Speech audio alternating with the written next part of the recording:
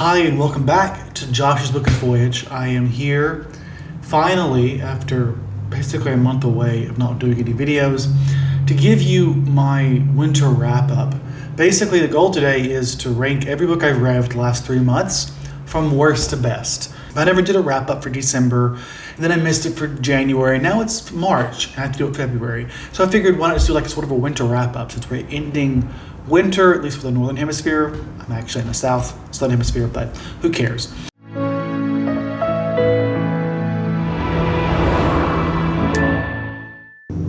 I've been reading a lot less than I would have liked. December was really good, but I also had time off from work. January was okay for a reading month, but some things happened in my personal life that made me a bad headspace. And you'll see I read a lot of rereads because of that. But February was particularly bad. If you saw my most recent reading vlog, I had a biking accident and it was actually pretty bad. I'm lucky I didn't break anything, but I had several scrapes. And while I thought I was okay at the end of that vlog, I ended up coming down with an infection that has taken me an entire month to get rid of. But I mean, it got pretty bad. I had a fever and just a leg I could barely walk on because it was so infected. After a week or so, I was able to use it again. What happened was, because I had to spend basically a week or more in bed, it really ruined my routine, and it's just been a really horrible month. For now, let's get caught up in my wrap-ups. Okay, let's start with 2 DNFs. The first one is going to be Remembrance by Rita Woods, and I say this with a heavy heart because Rita Woods was an author I think I first heard about from Jesse on BookTube is their new YouTube channel name, once what types of books, and it is historical fiction, sort of fantasy or more like magical realism book about these 3 different time periods of these characters that all link together through time, with one being set in Haiti, I think before or at the beginning of the slave trade, and one during the actual time of having slaves in Haiti, and then one in modern day. And there seems to be this connection between them. I think I made it 25% before I gave up. I could be persuaded to watch this, to read this again or return to this. I think I just need to hear more people talk about it to challenge whether or not my first impressions were good. Because at the end of the day, I was having a bad reading month in February, and I didn't want to push myself to read something that wasn't really working for me. It's something about the book. I feel really bad because I followed her on Twitter and she followed me back, the author here, and I feel bad not loving this book, but it was something about it that just didn't feel fully realized. It didn't feel entirely real. That sometimes happens for me. If it doesn't feel real, it's hard for me to get immersed in the story. I don't know what it was. So I would love to know if any of you have read this before, or otherwise I'll just keep an eye out for if I hear other people talk about it. Next up was The Light We Carry by Michelle Obama. And this is one that is an easy read. I could have totally finished it easily enough. It was basically the last book I was reading in February. And I thought to myself, I could push through this, add another book to my read list, check off the box of having read all of Michelle Obama's books. But the truth was, I could tell after 25% that I wasn't feeling this book. This book is at its core a self-help book, and I am just not here for it. She was saying things that I agree with, and it felt uplifting, but I didn't feel like there was much substance to what I was hearing, because it was all things I already knew and believed. It was because it was Michelle Obama reading it, saying these things. And if it was anybody else, I would have no interest. There were specks of personal anecdotes, both political and on a personal life, which is what I was hoping for. I wanted more information about her life, her political background, and I guess just things about her. And while that is used as a way of telling these uplifting stories, it really is just a self-help book. And I felt bad because I didn't want to read this book just to criticize it for not being what I wanted. And at what it's trying to be as a self-help book, it's really good. But for me, that does not make a good book. So I decided to stop before I ended up just reading it just to give it 3 stars. Now into books I actually read. This next book was a book I actually consider worse than these past 2, yet I somehow finished it, called Cycles of Time by Roger Penrose. I was so looking forward to this book for so long because I love cosmological science books that talk about the nature of the cosmos. I think it was about the nature of the universe is what would be cyclical. I don't remember. I just remember the book was really, I think, poorly written for a lay audience. I don't think he's a very good science communicator, at least he wasn't in this book. To people in the field, it might be good. But to me, as an average reader, even a scientist, I just felt like he did a poor job focusing on the main takeaway points. This was 2 stars. In a Holidays which was a book I liked. It was fine. I love a good holiday. I love a good time travel Groundhog Day tale, which is what this is. It's like a mashup of Happy Death Day or Russian Doll and some love story. But for me, the issue was that it felt predictable. It felt like the characters were sort of caricatures, generally speaking. Like the guy she was into just felt too perfect. And also her mindset around the guy and what she wanted and why she wanted him, it all just felt wrong. Like she was idealizing this guy who was in the story perfect, but that's not a real person. People aren't perfect. And I just remember that not sticking well with me. So I gave it 3 stars for being entertaining, but not a good book. Unexpected Stories, I gave this 3.5 stars. This is the last cut of stories we got from Octavia Butler Slow Read, or Octavia Butler at all, I mean. The stories I found difficult to connect to. They were a little, I think just a little dense for my taste. How Far the Light Reaches by Sabrina Embler. This is a book that I thought was about sea creatures and science, but what it was actually was a memoir about a genderqueer and person, not a scientist. They're not a scientist, but they seem to have an interest in sea creatures, and they use the sea creatures as a way of talking about bigger themes and ideas in their life. As a memoir, I thought it was good. As a science book, I found it actually very underwhelming and disappointing. And I don't like that it was advertised as a science book when it really is just a memoir. I think if I had had that right mindset, I probably would have enjoyed it more. Self-Portrait with Nothing, also 3.5 stars. And this is one that I enjoyed more, and I had more anticipation for going in. It's basically a book about this woman who's an anthropologist. Her mother left her as a child, she got adopted, and her mother, it turns out, seems to be this famous painter whose paintings supposedly connect or bring in things from other parallel universes. It was intriguing. It was like a nice, fun mystery. But there was something about it. What I didn't like about it was I found the science and also the personal relationship, the people, the characters, a little too one note. I just didn't find the science behind it compelling enough, intriguing enough, didn't make enough use of the premise, and I just didn't really feel strongly connected to our main character, relationship to her mother or her adopted parents, and to me that really means the book was not effective at what it was trying to do. Next up, In Dubious Battle by John Steinbeck. This is a John Steinbeck, so I enjoyed it. I think the reason I gave it less than 4 stars was because it was just more obvious the sexist and patriarchal. There was stuff about it that I just didn't much care for. This was, I think, maybe his first book. It's a book about basically a union. You have these people who are working for a union. They work for a socialist movement, and their ambitions are to incite pushback against companies to improve worker pay and conditions.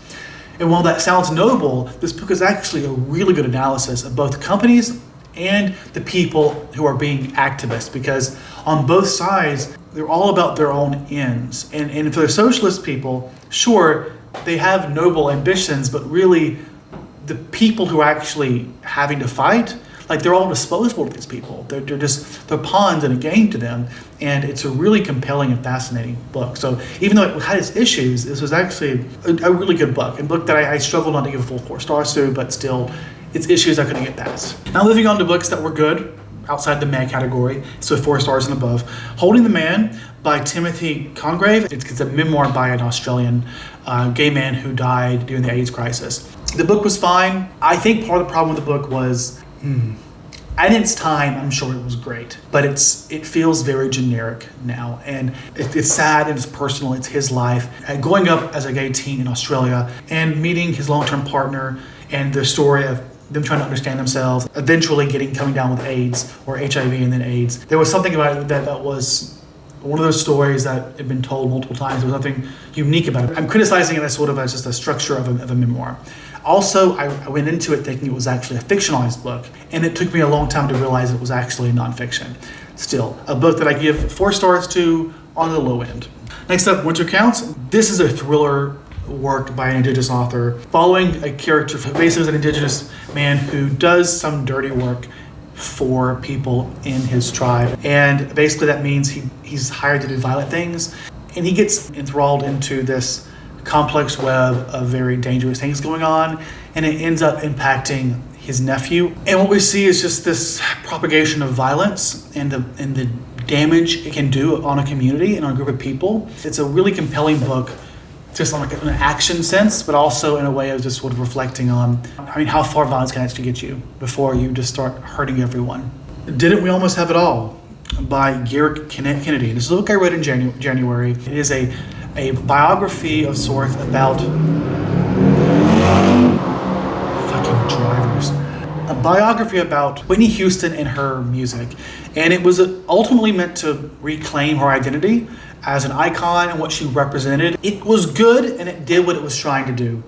But at the same time, because of what it's selling itself as, there was an emotional weight that I anticipated to get from this book that I did not feel. But it was still really interesting. It was interesting to understand her journey and how her journey ended up damaging her, and how it was basically how we as a society sacrificed her for our enjoyment.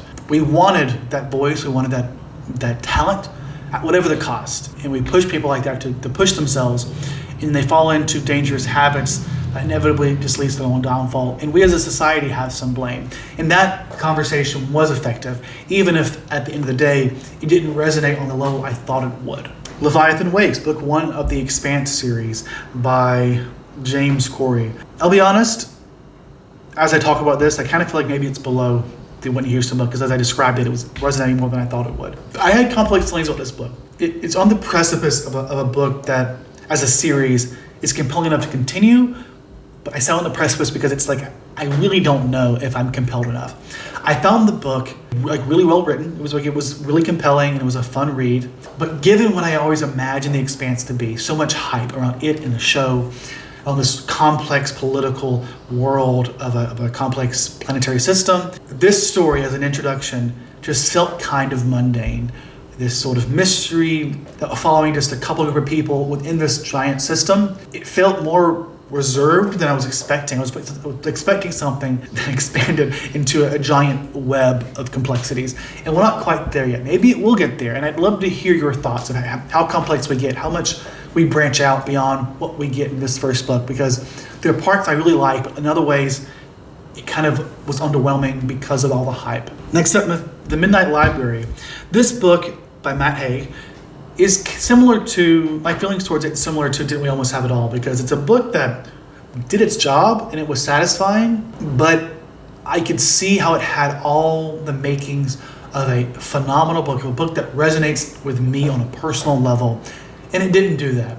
This is a reflective existential story about this woman who's dying, and she's basically seeing the story of her life in sort of alternate universes and books of where things would have been different. And in some ways, I loved it. Like it's exactly what I love in fiction: existential, multiversal, just dealing with life and life choices. And yet there's something there that I can't put my finger on that just did not emotionally resonate with me.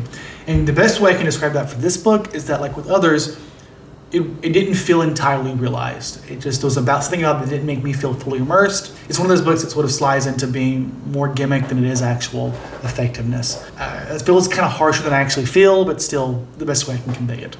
The Space Between Worlds.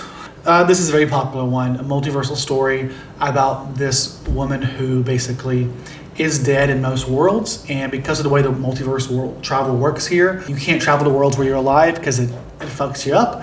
Basically, that makes her valuable to this company, and so she does that. What's interesting to me was this book felt almost fantastical. Not that it is a fantasy, just the world we're set in has emperors, almost like kings, and the dynamic of those worlds felt like that of a fantasy. So it almost felt like I was reading a fantasy, even though it wasn't that. It was a science story, a multiversal science story. So as a story, it was well written, it was well crafted. There was really interesting complexities that we explored. We began to understand our characters more by exploring different worlds, and also questioning this idea of what defines a person, what crafts us into the people we are today, who we are versus our life experiences. I think the story didn't always satisfy me in answering that question of what made this person different in this world, but it hints at it in a way that's satisfying. I think the design of the story that gave it that sort of monarchy type style didn't work as well for me. I was hoping for something more, more modern. I don't know what it was, and maybe it's wrong of me to say it felt like a fantasy, but that was something about it that made it feel less effective overall. But still, we're talking about a book that is on the high end of my 4 stars. So a solid book. Next up is Nana by Brandon Massey, and I'll say this book surprised me. That's the best thing I can say about it, is it's extremely surprising. It undercut my expectations a lot of the time. Ultimately, it went in a direction I was expecting. I just sort of feel like there were certain choices out in this book that I felt like He sort of pushes the envelope in a way that's really compelling, really dark and unsettling. But in some ways, he kind of plays it safe. And I just felt like it could have been harsher. I think if I'm talking too much, I feel like I have to cut that out because it might have been too much information. I'm just going to leave it at that. I don't know how much I cut out of this, but it was a good book. So, The Woman Could Fly by Megan Giddings. To me, this book was in some ways a disappointment, in some ways really good. It felt like a modern Handmaid's Tale, but much more inclusive, much more reflective on intersectional identities.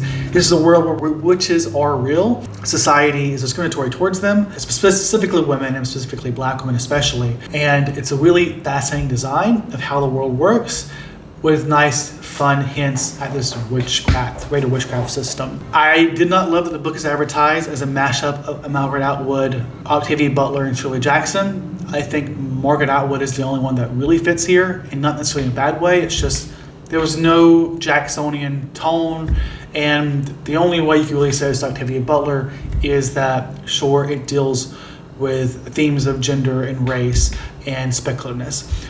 But as far as her writing style, no. It was very much Atwood. And that was really, for me, the biggest disappointment. Just the desire for some publishers to want to advertise things as something they're really not, in a way that's just going to set it up to fail because it's not exactly what you're pretending it is. But anyways, being overly critical there, a good book. Tell Me I'm Worthless by Alison Rumfitt. How many of these have been ARC? How Far the Light Reaches was an ARC, I forgot to mention that. But other than that, most of my ARCs I've been reading have been good. And this was really good. This is a story by a trans author about these two women. One is a woman who was dating a trans woman, and they sort of break apart, and the trans woman sort of gets into this really depressive, dark life, and the other woman falls into turfdom. And it's this really fascinating analysis of both sides, and the connection between fascism and turfism and hatred and how that festers. And I have to do a standalone review for this. I haven't done it yet because it's one of those books that I really need to research more, because it's not one of those books I can discuss purely from reading it. I have to do some work if I'm going to talk about it more than what I already have. A really good book, on the high end of 4s, even pushing 4.5 stars. A book that I actually strongly recommend. It's very dark, very Jacksonian, very Shirley Jackson-y, that's what I'm trying to say, and it's really effective. Like, this is what makes horror really good. Books like this, who say so much and use that platform, that genre as a way of communicating these kind of ideas and themes really effectively. Okay, now 4.5 stars, Occultation of the Stories by Lard Barron. This is a series of dark Lovecraftian and witchy stories that I read, I think, in December. I don't think I was in the right headspace for this. I feel like if I were to reread these, I would love them a lot more, because there's so much about them, the atmosphere, the writing, the actual plotting, that sort of dark, demonic things that I love in horror, my favorite type of horror. But I didn't always feel connected at some places. I think it really was just my headspace at the time, which just happens sometimes with reading. But still, we're up here. We're in the best of the best category here. Because this book was really good, and it's one that I'm almost certain I'll reread. Not because I feel like I need to, but because I think it'll only be more satisfying the next go around, which is exactly what I want from a reread. Fugitive Telemetry, which is the 6th or 7th book from Martha Wells in the Murderbot Diaries. I don't remember a lot of the details here, just that it felt very satisfying in the Murderbot series, the series about this AI robot who was designed to kill, but has decided to go against that and sort of just be more human. And instead, it's like a typical person who's just trying to survive and, make friends and be happy and live their life. A really good series, and I thought it was a really good, was this 4.5 or 5? 4.5, so it was a really good entry in the series. Now, another arc here that I plan on doing a full review for. So in short, Shirley Chisholm by Antasia Curwood was a phenomenal book. It is somewhat academic, so in the sense that it's very dense, it's very comprehensive, and it's a really fascinating look at Shirley Chisholm's life. That's all I'm going to say now, because I want to save the bigger conversation for a standalone review at some point soon, hopefully. A Christmas Carol by Charles Dickens, 5 stars. It's just a reread I do every December. I love this series. It's fantasy, it's time travel, it's horror. How can you not love it? And I should say, in this list, as I talk about my rereads, I'm going to put rereads in terms of enjoyment, even though if we were doing true favorites, true best of the best, this organization would be different. But 11/22/63, I mentioned not being in good headspace in January, and so I picked this up, and then I ended up pushing through. I think it was the fastest I read it in years. because usually I like span out the reread, like reading chunks at a time when I'm in a bad headspace. But this one I just felt compelled, and it was really good. I love 11/22/63. Very good character focus. It's overly long, but I enjoy it. The Calculating Stars and The Faded Sky, in that order, books 1 and 2. Or maybe, no, I'll say The Faded Sky and Calculating Stars, both by Mira Crowell. This is books 1 and 2 of the Lady Astronaut series, which is an alternate history where basically a giant asteroid hits the surface and it causes a giant change in the climate, and we have to get to space faster. And because it's set in like the 50s and early 60s, we're dealing with sexism and racism to an extent that's more extreme than today, or at least more overt. And it's at its core a very uplifting and heartwarming story that does a really fun and compelling job of crafting this world and this journey we're going on. Hence me rereading it's a comfort read, and I do plan on rereading the third book sometime in the next couple months probably. Square Cubed, a book that I talk about several times in my wrap-up videos for the year. So it was a really fun Lovecraftian science horror book that isn't scary so much as it is monstrous in its design, and that's what I loved about it. This is from Shauna McGuire, aka Mira Grant. Audiobook came out in December. Strongly recommend. It's a short, fun read. Even if it's not favorite all time, it's still a really fun and I think very well crafted sci-fi horror. Cabinet in the World, a book that I reread and loved it way more than the first time. The first time I really liked it, but this time to me it felt perfect. There's something about it. This just weird, cold. It really was very effective for me. It felt very real, very realized. And the larger conversation about in a world where there are gods and they want us to do monstrous things, maybe the world deserves to be destroyed. If this is what it takes to satisfy your god, maybe the world is better off dead. There's so much I can say about this book because I absolutely love it. And I watched the movie. TLDR, not as good as the book. I've considered doing a comparison video. Let me know if you'd be into that. Another book that I plan on doing a review for, I promise, Yellen by John Hilsenworth, which is a arc that I got, which I forgot to mention. Square Cubed was an audio arc that I got. But in short, this is a book not necessarily just about Janet Yellen. It's more a biography of her husband, and the state of economics in their life and in greater politics. Because they've been so integral in economics since, like, throughout their lives, throughout Janet Yellen's life. She was the Fed chair, and now she is the Secretary, what's what I'm looking for? Secretary of State, Secretary of Treasury. She's the first woman ever to be so. And this is an analysis not just of her life and how she got here, but also of just their economic principles and of economics at large. And to me, this was the perfect combo of education meets biography. And it's like, it's peak what I want from a politics book. It's really good as a biography. It's really compelling, and it's just really fascinating learning about this. It was fascinating, utterly fascinating. This will be a favorite of the year, I'll tell you that now.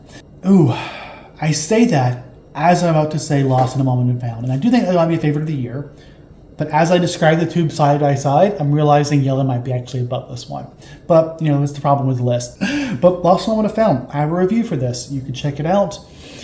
I thought this book was one of my favorites, or at the very least, it's one of the best we've had in years for the series. I read this at the right time. I told you I was in a good headspace in January. To me, this idea of trying to find yourself, finding family, find those that care about you, it resonated so strongly to me. Tender is the Flesh. I talked about this in my wrap-ups of the year, so I'll just say a phenomenal horror book that does exactly what a horror book should, which I think is unnerve you with a point. In this case, it talks about, I think, animal cruelty, but even more than that, it also talks about capitalism and how capitalism does and will degrade our morals in the name of monetary value. And I don't think it's that far removed from society. It's not about what society can become. It's what we already are in a lot of ways, and how we treat our workers, how companies and CEOs like Elon Musk see their workers as cattle being raised to basically feed them money. And then finally, my favorite of the last 3 months, A Naya Woman. And while I talk about this in my favorite nonfictions of last year, I just want to stress something I forgot to say in that book. What I felt like was the biggest takeaway from this book wasn't just a discussion had about the intersection of race and gender in the feminist movement, which is what this book is about.